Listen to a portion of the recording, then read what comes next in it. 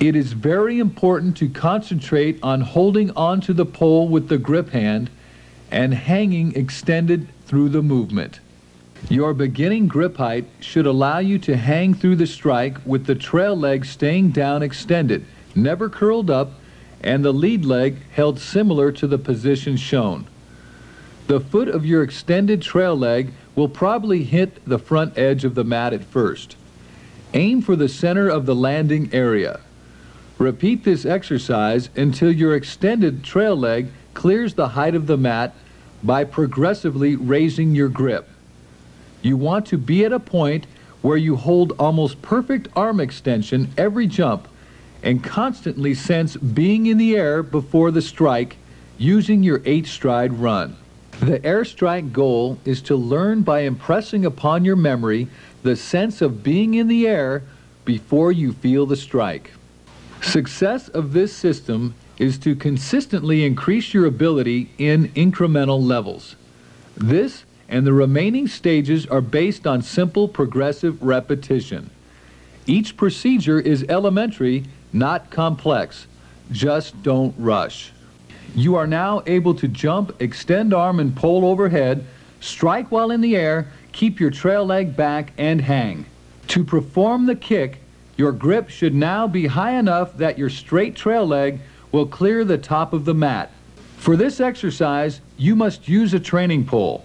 Because the training pole is easy to bend but strong, it allows you to gradually learn to manipulate your body position on a bending pole while practicing low and close to the mats.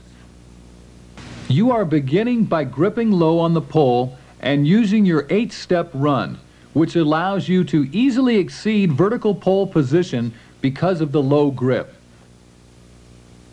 For now, after strike, focus only on proper hang and a slight kick to begin with. Do not pull up with the extension arm, just hang. Attempting to invert totally while too low on the pole might cause you to pull up, so just use a slight kick to swing forward at first, concentrating on an extended sweeping trail leg action, taking the pole with you as you fall in the center of the landing area. At the same time, practice bringing the flexible arm elbow in as shown. As your kick improves, you will notice the inversion become easier, and as your grip height increases, it is very important to have a smooth, sweeping, hanging action. You are beginning a process of gradually increasing grip heights. Each grip height increase must be in intervals of no more than 3 inches and preferably less. Practice at each grip height until you feel comfortable with your consistency and ease of control before progressing to the next grip height. The purpose of this process is to gradually get accustomed to being higher while continuing to learn proper inversion technique and become accustomed to increasing pole bend.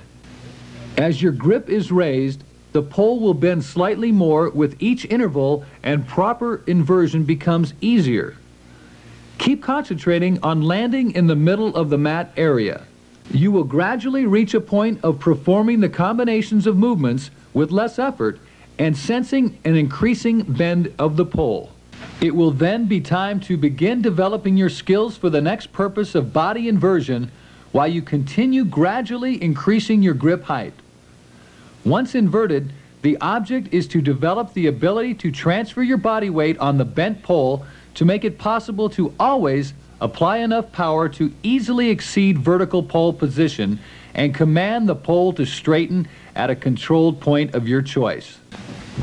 As the training pole bends increasingly, you will be able to closely simulate the ultimate action of directing the bent pole by rotating your inverted body weight. The point of choice is in the most efficient area exceeding vertical, the slightly past vertical or SPV zone, in which the pole must straighten to achieve consistent, higher, safer vaulting. In pole vault, you are not going straight up and coming straight down. You must reach an apex to clear the crossbar and land safely on the other side. It's ludicrous to have a pole line any less than past vertical. Our definition of pole vault is the conversion of horizontal velocity, any running speed, into maximum vertical height clearances over a crossbar. The objective is to always apply enough power to over-exceed vertical and throttle the energy in the bending pole by varying the leverage on the end of the pole using your inverted body weight.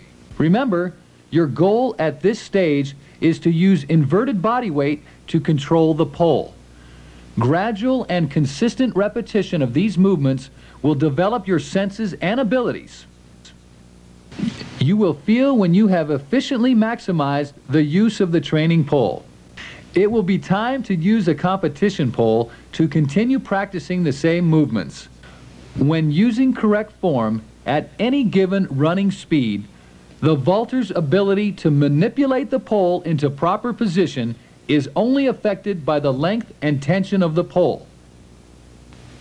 It is important that you understand the basic differences between a training pole and a competition pole. Training poles have thick walls and smaller diameters, making them stronger but easier to bend, allowing consistent variable grip heights. Competition poles have larger diameters and thinner walls that thicken slightly and gradually between the top and the tip, causing more resistance to bending and disproportionate resistance at lower than maximum grips.